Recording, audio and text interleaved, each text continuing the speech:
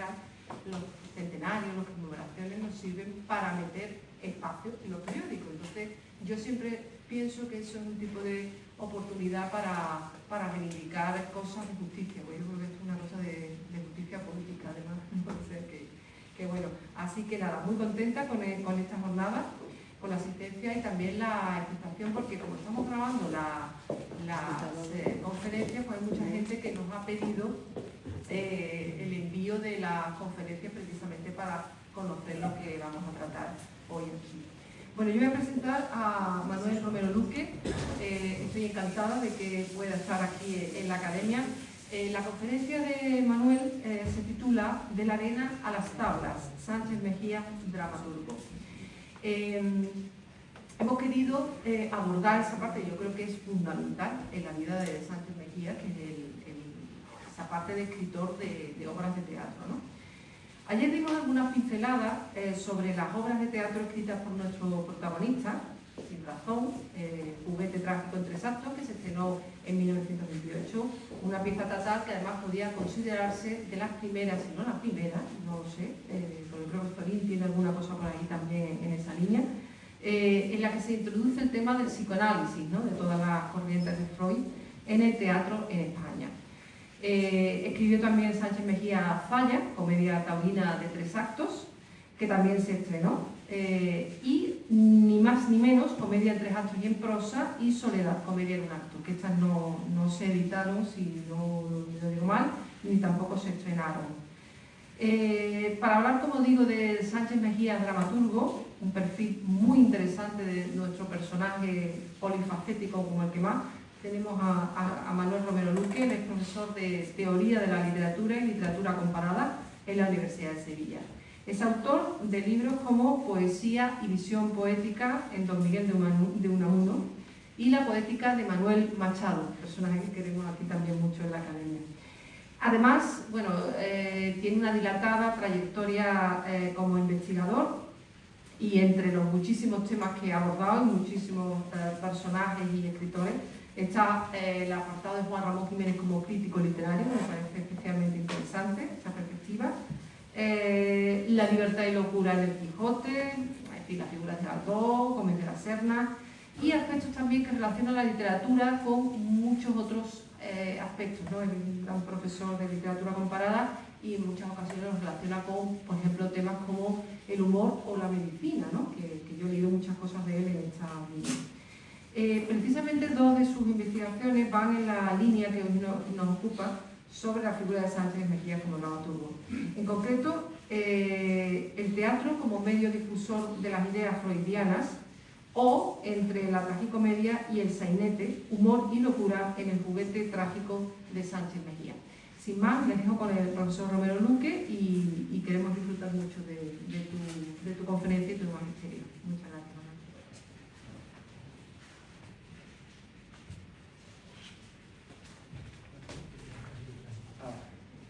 Bien, muchas gracias a todos, nunca mejor dicho de todos, porque comprendo que el día invita poco a salir de casa, así que mi agradecimiento es doble, agradecimiento a doña Eva Díaz por haberme invitado y a esta Real Academia de Buenas Letras que tan amablemente pues, nos acoge y organiza también estos actos.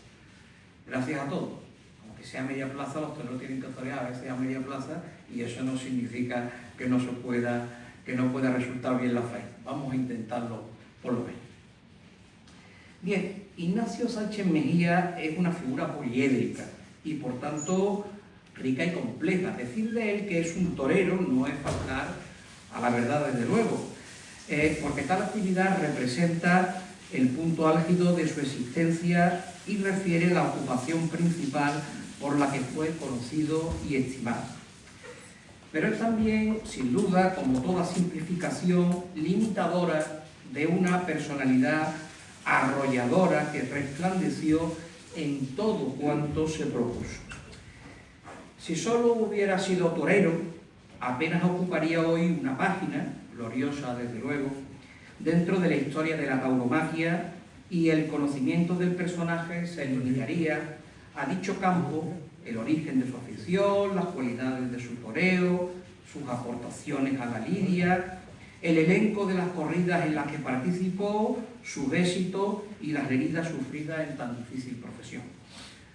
Solo ocuparía un lugar en la memoria de los aficionados y de manera más limitada aún entre quienes son amantes de la historia taurómaca. Su figura, pues, se habría ido desdibujando salvo para los eruditos en la materia. Y sin embargo, aquí estamos hoy, en un día bastante complicado en lo climatológico, hablando de su figura, cada vez más atrayente cuanto más se profundiza en ella, salvo para mezquinos y sectarios, claro. Ignacio, como todos los grandes hombres de un tiempo dado, también brillaría ahora por aquellas mismas cualidades que lo adornaron en vida. Es más, yo me atrevería a decir que su compleja personalidad lo acomodaría de inmediato a nuestro siglo XXI. Si bien se mira, su biografía es la de un hombre de aventura, y ello en todo tiempo ha tenido un atractivo singular. Se empeñó en ser torero cuando ni su origen social ni un conocimiento heredado de la profesión podían augurarle un futuro esplendoroso.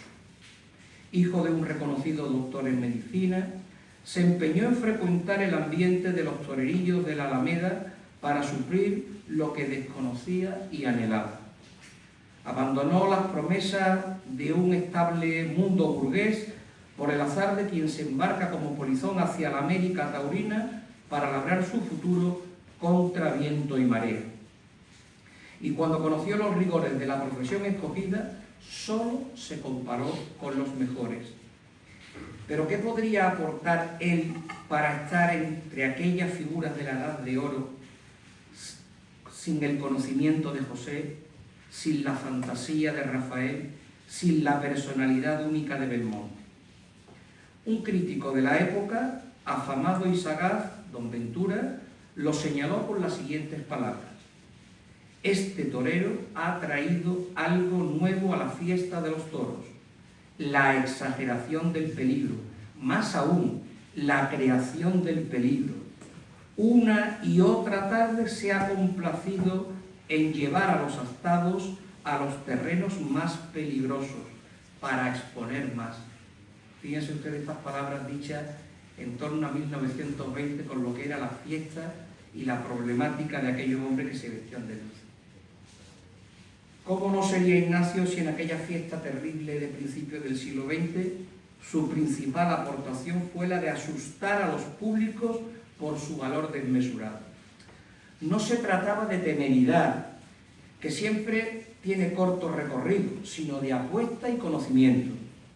Ese par por los adentros, esas lorquianas banderillas de tiniebla, por lo incierto del resultado, ese sentarse en el estribo para iniciar la faena sin probaturas, esa postura desafiante frente al público, cerrando la posibilidad de concesiones afectivas, marcan una manera de estar en el ruedo que resulta pareja con su actitud ante la vida, como veremos después en el caso de su dramaturgia. Es verdad que el valor se presupone en cualquiera que haya vestido de luces, hasta en los más medrosos, pero si tenemos en cuenta lo que venían exhibiendo en los ruedos los diestros desde el siglo XVIII, a veces hasta con amonestaciones por parte de las presidencias por el excesivo arrojo de los actuantes, repito, ¿cómo sería el patetismo que Sánchez Mejías imprimió a tan duro espectáculo? Y señalo lo anterior porque esa fue siempre su jugada maestra: acercarse a una parcela del mundo que provocaba un interés en él y ver siempre la oportunidad de aportar algo nuevo y diferente. Esa es la aventura que inicia una y otra vez y que lo lleva a triunfar una y otra vez. Torero, cronista, dramaturgo, agricultor, empresario, gestor de obras sociales y clubes deportivos, automovilista. Ignacio fue, y esto debió resultar determinante para una personalidad como la suya, inquieta y emprendedora, un excelente conversador y persona atenta y sagaz con quien quiera que estuviese: doctores, jueces, abogados, políticos, poetas, actores. De todos era capaz de aprender, y con todos estaba facultado para disputar. Solo era intransigente con el ejercicio de su libertad. Por eso, con críticos y periodistas venales y algunos de sus compañeros en el ruedo, era un enemigo feroz. De esa capacidad de absorberlo todo y transformarlo después en su propia alquitara, surge un Sánchez Mejías único por diferente. Sin este rasgo no hubiera cautivado a tantos contemporáneos y a cuantos hoy nos acercamos a estudiar su figura. Dilató sus originales límites profesionales después de alcanzar el triunfo, hasta crearse una rica y compleja figura que imantaba a otras personalidades poderosas e influyentes en la cultura de su tiempo. Como si no hubiera podido traer a su órbita a personalidades como Lorca, Gerardo Diego, Alberti, Dámaso Alonso. Cómo se hubiera podido iniciar una carrera como dramaturgo de notable éxito en las dos obras que estrenó en la escena española de aquel tiempo. Cómo de otra manera Federico hubiera podido fijarse en él para tomarlo como asunto de la mejor elegía de toda la literatura hispánica. Esta nos sigue cautivando hoy como ayer, y no porque sea la elegía a un torero o a alguien famoso y conocido en un tiempo pasado. Reyes, personajes notorios también recibieron honores literarios que fueron olvidados, sino porque además de un excelso valor literario, canta a un hombre de cuerpo entero, de virtudes morales, a un héroe tal como lo percibía la antigüedad clásica, es decir, a alguien que afronta su destino conscientemente y acepta la fatalidad con gallardía. Lorca, que lo conoció tan a fondo, lo caracteriza en un poema sin igual. Señala su valentía, su capacidad, su profesionalidad, su voluntad, su fuerza, su prudencia, su incardinación en lo mejor de la tradición cultural, su alegría iluminadora, su inteligencia, su ternura, su firmeza, su empaque, su amor al riesgo. Recordemos de nuevo los versos que ayer magníficamente explicó don Andrés Amoroso. No hubo príncipe en Sevilla que compararse le pueda, ni espada como su espada, ni corazón tan de veras, como un río de leones su maravillosa fuerza, y como un torso de mármol su dibujada prudencia. Aire de Roma andaluza le doraba la cabeza, donde su risa era un nardo de sal y de inteligencia. Qué gran torero en la plaza, qué buen serrano en la sierra, qué blando con las espigas, qué duro con las espuelas, qué tierno con el rocío, qué deslumbrante en la feria, qué tremendo con las últimas banderillas de tinieblas. Pero Ignacio no fue solo tema literario de una magna obra, lo que ya nos exigiría otra deriva distinta al objeto de nuestro presente trabajo, sino que él mismo fue protagonista y hacedor de obras literarias. Sánchez Mejía había velado armas en 1925, cuando había escrito unas estimables crónicas relacionadas con su profesión taurina para el periódico sevillano La Unión, que ayer don Juan Carlos Gil también expuso brillantemente aquí. Y eso le provocó ya también una viva polémica con otros revisteros, como también fueron repasados. Sin embargo, la vocación literaria debía tener por entonces algo más que endebles raíces. Pues a finales de aquel verano del 25, el propio torero dio lectura en el Ateneo de Valladolid a algunos capítulos de una novela que escribía y que al parecer no llegó a dejar concluida a plena satisfacción para que fuera entregada a la imprenta. Pero el momento crucial de su dedicación al mundo literario será a partir de su segunda retirada de los ruedos, de julio de 1927 a julio de 1934. Será entonces cuando el sevillano se afane de manera especial en cultivar su afición por las letras y a estrechar su amistad con un grupo de jóvenes autores, poetas líricos principalmente, que más tarde serían agrupados por los historiadores de la literatura bajo el marbete común de Generación del 27. El trato con ellos debió influir sin duda en Ignacio, que encuentra un nuevo campo de batalla donde medirse, y para ello elige un género literario distinto a la poesía lírica, ese común denominador que hemos mencionado del 27, y se centra en el teatro. El género dramático siempre había atraído de manera especial al pueblo español, pero es que además exigía algo a lo que Sánchez Mejía estaba sobradamente acostumbrado: el contacto directo con el público. La aprobación o el rechazo se muestra aquí inmediatamente a la representación, y esto debía subyugar a quien tantas veces se había enfrentado a él, desafiante, con deseos de triunfo. Ese escollo, el que más dificultades y temores presenta para cualquier principiante, Ignacio lo había superado innumerables veces. El miedo escénico, pocas veces mejor dicho, le resultaba fácil de superar. Además, dos personajes resultarían fundamentales en este intento. De un lado, la argentinita, famosa bailarina y coreógrafa, a través de la cual debió conocer los entresijos de la escena, el trato con los artistas y los tejemanejes empresariales.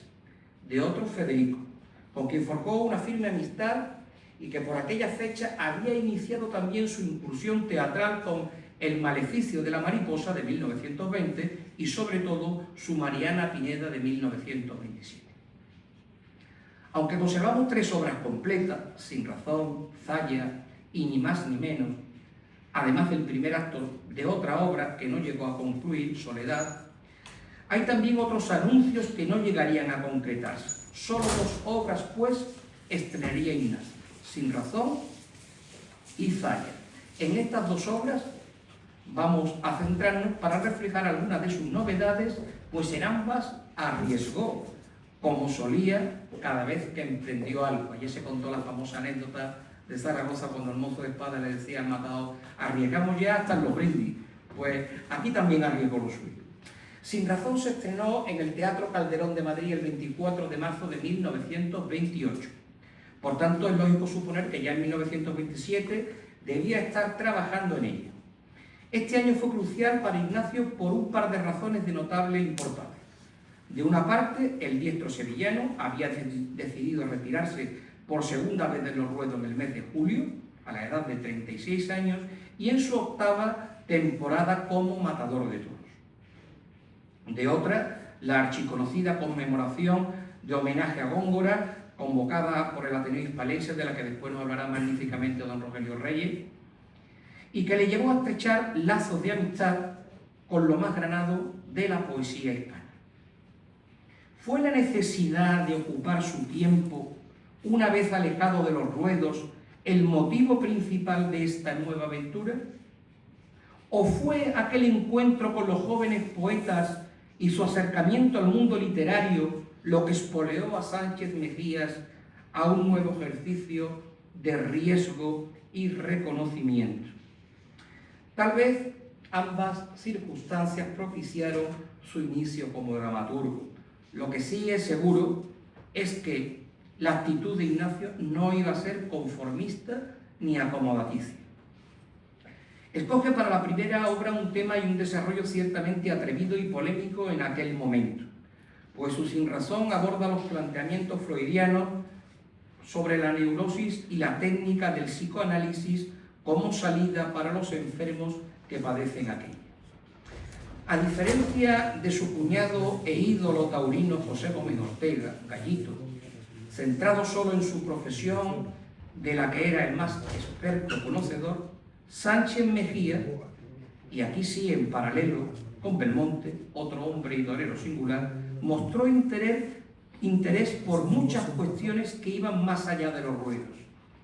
A él sería perfectamente aplicable aquel antiguo verso de Terencio, ya convertido en adagio, de que nada humano le resultaba ajeno. Notable conversador y persona de aguda inteligencia, gustaba de escuchar a conocedores de cualquier materia que fuera de interés. Y curiosamente, las doctrinas de Freud tuvieron una amplia proyección en España desde bien temprano. Ortega y Gasset se había interesado desde 1917 las teorías freudianas están en torno a 1903, ya se había interesado por publicar en España las obras completas de Freud, aunque no fuera hasta 1922 cuando el proyecto pudo llevarse a cabo. En la sociedad culta, y no solo en la medicina, este asunto de vanguardia fue ampliamente considerado. La posibilidad de sanar a enfermos que durante siglos solo habían sido recluidos en lugares poco saludables y tratados con manifiesta inhumanidad en no pocos casos, abría una puerta en la medicina y en la sociedad que no podía desdeñarse. La literatura vino a dar buena cuenta de ello.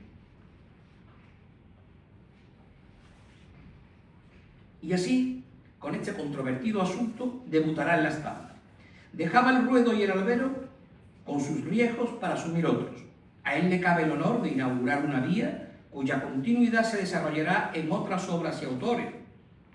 Esta última afirmación no impide reconocer, como acertadamente también ha señalado el profesor Amorós en algunos de sus trabajos, la influencia que sobre Sin Razón ejerce todo un teatro europeo preocupado por bucear en el interior de la personalidad de cada individuo y por demostrar lo difícil que resulta conseguir la felicidad. De esta manera, la obra del sevillano se incardina en el rastro trazado por autores como Ibsen, Strindberg, Pirandello, junto a otras obras de Unamuno o Gómez de la Serna. Tampoco debemos olvidar la experiencia personal de Ignacio, quien trató con frecuencia a los doctores del sanatorio sevillano para enfermos mentales, tan próximo a su finca de Pino Montano, y con los que mantuvo numerosas conversaciones sobre las cuestiones médicas relativas a la locura y a su tratamiento. La acción dramática de Sin Razón la contaré brevemente, pero hacen falta dar algunos detalles para que podamos seguir esa línea novedosa. Se inicia por un escenario a oscuras en donde se oye la voz de Nietzsche, que a semejanza de la función desempeñada en el teatro clásico por el coro, nos advierte de que cuanto vivimos como sueño, repetido con frecuencia, moldea nuestro espíritu y acaba por influirnos. A continuación se hace la luz en la escena y nos situamos en un moderno laboratorio dentro de un manicomio. En él conversan los doctores Ballina y Carrasco. El primero informa al segundo de la mejoría de uno de los enfermos al que está tratando según las modernas técnicas del psicoanálisis. Ante las objeciones que le presenta el doctor Carrasco, muy importante esto por el sistema utilizado, el doctor Ballina se muestra firme partidario de las innovaciones en un campo tan limitado hasta en la fecha de sus avances para tratar la demencia. Enseguida aduce en su favor una supuesta curación total, la de don Manolito o don Manuel, persona joven y rica a la que un desequilibrio nervioso había llevado a su reclusión en el manicomio. Este enfermo, al parecer ya recuperado por completo, propone al doctor Ballina invertir parte de su fortuna en un nuevo sanatorio, en el que, contando con todos los adelantos modernos, se ofrezca también a los llamados enfermos incurables todo lo posible para que vean satisfechas sus monomanías. El nuevo establecimiento, en el que no tendrán cabida, obsérvese también este detalle que después será importante en el nudo, los términos de loco ni manicomio, será un palacio con todos los lujos posibles, al alcance de los asilados y en el que los protagonistas, entre ellas la reina Beatriz, que será fundamentalmente la protagonista de ese sector de los afectados por la enfermedad mental, está ahí pululando como el otro polo de la balanza para que se desarrolle la escena. Bien, en el segundo acto, en el nudo, en este fantástico palacio, ya ha cambiado todo por completo, hay una fantástica decoración, los personajes visten lujosamente para representar la fantasía en la que viven. Todos tratan de vivir su sueño en esa corte ideal en torno a esta reina Beatriz, pero sin embargo pronto empiezan los problemas.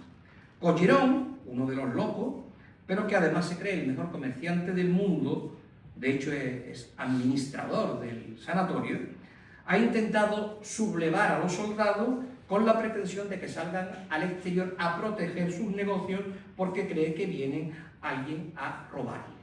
Y claro, los celadores del manicomio pues se enfrentan a ello, vamos a decirlo suavemente, de una manera coercitiva. Bien, cuando don Manolito se entera, a la mañana siguiente pide informe y exige que no se le vuelva a pegar a ningún enfermo.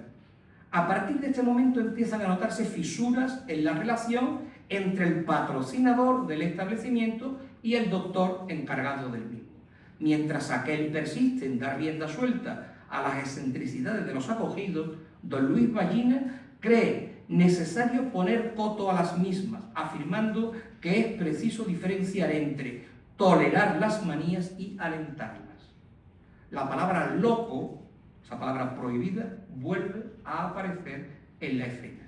Y ahí se plantea ya el conflicto al lado del fundamento científico del psicoanálisis. El psicoanálisis trata de buscar la verdad, para que una vez que el sujeto asuma la verdad que ha producido el daño, pueda recuperar la estabilidad y la cordura. Don Luis intenta aplicar esto, pero ahí hay una actitud ya muy contraproducente, que es la de don Manuel, porque él no busca tanto la curación como el mantenimiento de la fantasía. Llegando así al último acto, que tiene lugar en ese manicomio palacio, pero en un ámbito distinto. El gabinete de consulta del doctor. La decoración ahora es más sobria, como corresponde, incluye como elemento característico el diván para el tratamiento del enfermo, y al iniciarse el acto asistimos a una sesión de psicoanálisis aplicada a uno de los personajes que se cree obispo, don Mariano. Sin embargo, no podrá concluirse la sesión y quedará interrumpida tras su primera fase, tras la reticencia inicial del paciente a reconocer su estado y una persuasión efectiva por parte del doctor para que vaya comunicando las ideas o asociaciones que van a la mente del enfermo. Quedaría por cumplirse aún, para llegar a su curación, el reconocimiento de la alteración, pero como digo, esto ha quedado interrumpido porque llega este personaje, don Manuel, que va a discutir con el médico sobre la existencia de una o múltiples verdades. Esto es un tema que ya en la literatura tiene un trasfondo importantísimo, ¿verdad? Don Luis, el médico, es cada vez más consciente de que el estado de don Manuel es palpablemente peor de lo que él pensaba, y dando muestras ya de parecer algún desequilibrio, lo despide y dice que después hablará con él. Bien, en este momento llegamos ya al clímax final, porque el resultado va a ser inmediato. Don Manuel, que no se ha ido, sino que permanece escondido, atento a cuanto se dice, y cuando ve que la reina está ya muy próxima a salir de su estado para entrar en la cordura, don Manolito ya sale del escondite y se convierte en homicida del propio médico. Es una perfecta transposición, si lo observamos, del concepto clásico de tragedia. No hay aquí dioses ni héroes, bien es verdad, pero sí las mismas causas y efectos. Por eso Ignacio acertó también de pleno al señalar la pieza como juguete trágico. Esa calificación, en el ámbito teatral, de juguete, siempre se aplicaba a las representaciones de tipo sainetesco, divertidas, leves, pero aquí él es consciente que a ponerle el adjetivo trágico ha creado un oxímoron perfecto, juguete trágico. ¿Y por qué decía yo que sigue perfectamente la carrera que proponía Aristóteles en la poética para estas obras? Para empezar, la tragedia era consecuencia, decía Aristóteles, de la ibris, es decir, de la arrogancia que inevitablemente conduce a la desgracia del protagonista. El doctor ha confiado sobremanera en el poder de la ciencia, al menos en esos métodos psicoanalíticos que prometían ser la panacea, que entonces y ahora siguen siendo discutidos, y su soberbia ha de conllevar un castigo. Su némesis es la más dura posible, su propia muerte. El error inicial, la amartía, que decía Aristóteles, había sido ya advertida, llamé ante la atención por el doctor Carrasco cuando empezaba la obra, no te fíes demasiado de eso, todavía no podemos tener seguridad en lo que tú crees. Y que él, lejos de aminorarlo, lo había ido aumentando a lo largo del drama. Si primero y con los demás medios apenas había podido sanar supuestamente al promotor del Palacio Manicomio, después, con esas aparentes mejoras exteriores, no se podrá dudar ya que los logros serán ciertamente escasos. Sin embargo, en este sentido, la novedad más llamativa de Sin Razón se plantea, a mi modo de ver, en la función más importante de la tragedia, la catarsis. De la ibris, esa arrogancia que ocurre sobre las tablas, se llega a la depuración de los receptores que contemplan la obra. Aristóteles insistió en este elemento fundamental de su poética. El espectador, conmovido por el terror y la compasión, ¿cómo no sufrir con la muerte escénica de quien ha luchado por solucionar el mal de la locura? Ha de llevar a terreno propio una enseñanza liberadora que lo limpie de sus propios sufrimientos, o al menos le ayuden a sobrellevarlos con serenidad. Sin embargo, el hombre del primer tercio del siglo XX no es ya el ateniense del siglo V a.C. El orden divino de los dioses no puede ser aceptado sin más. El cataclismo de la Gran Guerra ha hecho temblar los cimientos de la humanidad y aquel espectador de 1928, más que reconfortado con una enseñanza tranquila, percibe al final de este juguete trágico que la catarsis consiste en aceptar que se vive de milagro, entre la realidad y el deseo, como señaló Cernuda. Una serie de preguntas inquietantes debían flotar en el patio de butacas tras caer el telón. ¿Es que don Manolito, presa de la locura, se descubre en el homicidio como ese rey ansiado de Beatriz? ¿Cree don Manuel que lo que verdaderamente peligraba con la curación de los locos era el sueño del fabricado palacio y ese sería el castigo más insoportable para él? Don Luis ha querido ser tal vez una especie de Ícaro moderno que ha provocado su propia caída por acercarse demasiado al sol de la razón. ¿Es quizás el doctor Carrasco el correlato del prudente Dédalo, cuyo mensaje al inicio de la obra había quedado desatendido? La voz inicial de Nietzsche sobre los sueños con su función de guía debe triunfar sobre la ciencia y por tanto sobre el afán científico propuesto por Freud. Todas estas preguntas laten de una manera u otra en el ánimo del espectador, el de entonces y el de ahora, y hacen de Sin Razón un drama vivo y no mera arqueología literaria. Ignacio consigue mantener en todo momento con eficacia la tensión dramática, atraer el interés del espectador hasta el final de la representación, llevando el ánimo del receptor permanentemente suspendido de un acontecimiento a otro. Ha delineado a la perfección personajes y ambientes, de manera que la acción aparezca enmarcada adecuadamente tanto en lo que se refiere a la escenografía, vestuario y luminotecnia, y ha atendido a la verosimilitud necesaria en todo cuanto se refiere al modo de hablar de los personajes, que, de acuerdo con su estado y condición, participan en los diálogos y lo hacen siempre de forma breve y ajustada, sin explanaciones que distraigan de lo fundamental en cada escena. Así pues, el teatro es un proceso semiótico complejo que abarca desde el texto escrito hasta la puesta en escena ante un público asistente. Pero resulta innegable el hecho de que la palabra se hace presente tanto en la obra escrita como en el escenario y determina la caracterización de los personajes. Por tanto, Ignacio Sánchez Mejía no solo ha debido cuidar con sumo detalle la caracterización que hemos dicho escenográfica, vestidos, luces, sino que precisamente en el uso adecuado del material lingüístico reside uno de los mayores aciertos de la composición de esta obra. Los personajes hablan de acuerdo con su nivel intelectual, el padecimiento de la enfermedad o su diferente situación en el desarrollo de la acción dramática. Nos encontramos pues con un diálogo fluido que huye de largos parlamentos, sean estos reflexiones en voz alta que puedan servir de guía al espectador o fragmentos destinados al lucimiento particular de alguno de los actores. Tampoco hay disquisiciones que entorpezcan la obra introduciendo otras materias ajenas al hilo argumental.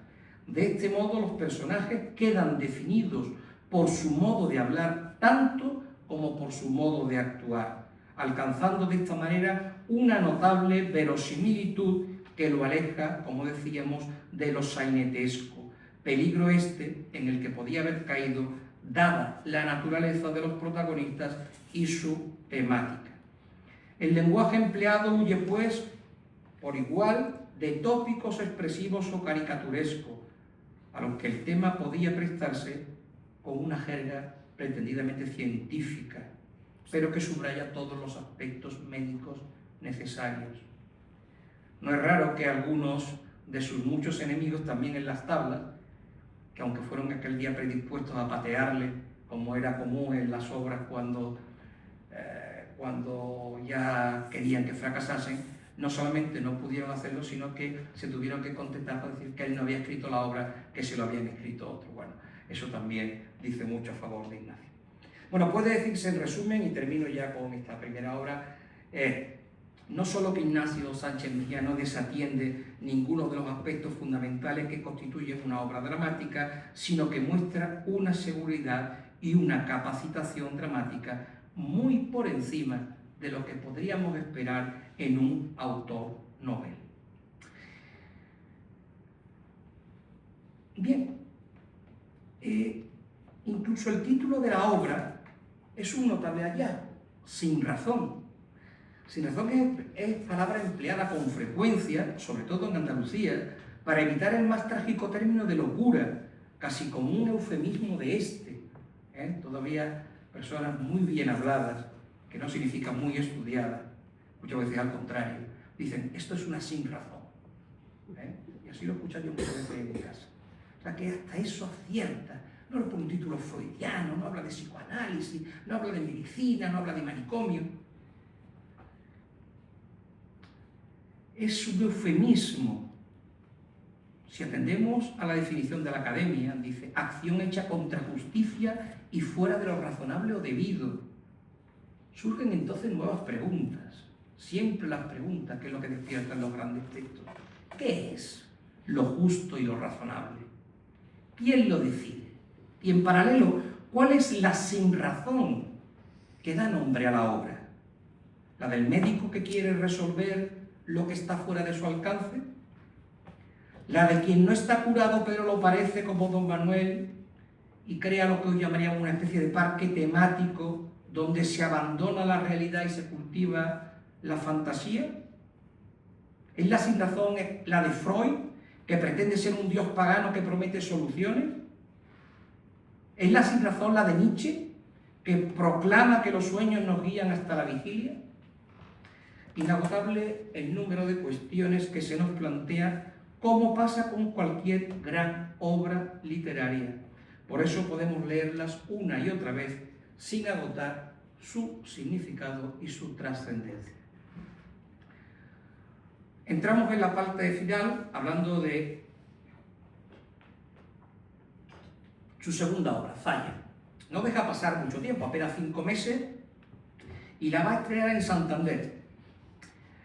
Cuidado que esto no nos distraiga. Santander en aquel momento era una plaza muy fuerte. Estamos hablando del verano santanderino, la alta aristocracia, las personas muy aficionadas y entendidas al teatro, pero es que además asisten los propios reyes. O sea que también en esto ríe. Y va a sacar una nueva comedia. Me quiero detener en ella porque así como la primera es normalmente más reconocida y estudiada, y yo he tenido ocasión de hacerla en otros trabajos, muchas veces de esta segunda se pasa por encima, y creo que se pasa por encima solamente si uno no se fija bien en el trasfondo de la obra. Porque En esta obra de 1928, también con la mejor compañía de actores de la época, es verdad que el protagonista, el tal don Antonio, es un torero retirado, pero esto no es una comedia taurina. No trata de toros, trata de algo mucho más profundo que eso. Lo vamos a ver enseguida. Lo que sí está claro es que lo vuelve a demostrar, como antes lo había hecho en la Arena de los Ruedos, dijimos, porque los mejores solamente pueden enfrentarse a los mejores, si no, no merece la pena moverse del sillón. Así, si en Sin Razón, como digo, en Sin Razón había sorprendido, pues ahora va a sorprender también, porque nada en él es habitual. Y tampoco va a ser estos personajes ficticios, compañeros de este don Antonio.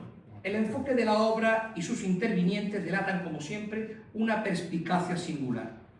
Él se propuso ser autor dramático y no una mera anécdota en el panorama teatral de su tiempo, ni tuvo la intención de añadir su nombre a la lista de toreros que mostraron una visión costumbrista de la fiesta o sus experiencias personales de los años dedicados a la profesión. Este don Antonio es un torero de éxito ya retirado e importante hacendado. Ha obtenido el éxito profesional y ahora le quedaría disfrutar de él con su familia. No es, pues, un torero en proceso de conseguir la gloria con sus dificultades anejas y que tantas posibilidades podría ofrecer como tópico tema literario. Tampoco es un hombre resentido por el fracaso y que lame sus heridas o la traicionarse. Así las cosas, la comedia de Sánchez Mejías, tal como él la denomina en la portada y acierta de nuevo con la clasificación genérico-literaria, no lo es a la manera moderna. El humor no puede estar ausente, pero no hay una alegría desbordante ni una comicidad plena, sino que se mezclan aspectos trágicos y cómicos. La renuncia de un pasado pleno en el torero y su mozo de espadas por un mundo tranquilo y vacuo frente a la Miss inglesa que viene entusiasmada de las faenas taurinas y es proclive a las corridas de toros. Hay personajes tipo, el aparcero, la Miss, la hija, la esposa, pero también hay otros como don Antonio Espeleta que escapan en gran medida al estereotipo de su había mozo de espada. ¿Para qué salen los niños? ¿Para que estos no vean el dolor de su padre? ¿Para qué sale ella? ¿Para no sentirse culpable de la situación? Solo entonces el antiguo matador y el viejo mozo de espada se abrazan con emoción, tal como indica el propio Sánchez Mejía, con una absoluta pertinencia, y apenas cruzan dos palabras, una por cada personaje, las dos definitorias de cada existencia. La primera la pronunciará don Antonio, marcada con una doble admiración que subraya ese instante, pero es sencillamente el nombre consabido de su antiguo hombre de confianza. Dice Espeleta. Pero la última resultará terrible, porque en ella es en donde se encierra toda esa emoción contenida a lo largo de la obra. La pronunciará este viejo camarada y aunque con la misma estructura formal que la anterior, su significado es mucho más profundo. Espeleta, para despedirse de su antiguo matador, navegante ya de otros mares, utiliza como apelativo la palabra clave que ha estado ausente durante toda la obra, falla, la misma que ahora comprendemos por qué da título a esta amarga comedia y tan profunda. Es el único que recuerda el nombre de los carteles de toros. Así las cosas, de no haber sido por su trágica muerte en los ruedos, ¿qué lugar hubiera alcanzado Ignacio en el panorama literario de aquel tiempo? ¿Quién lo sabe? Muchas gracias.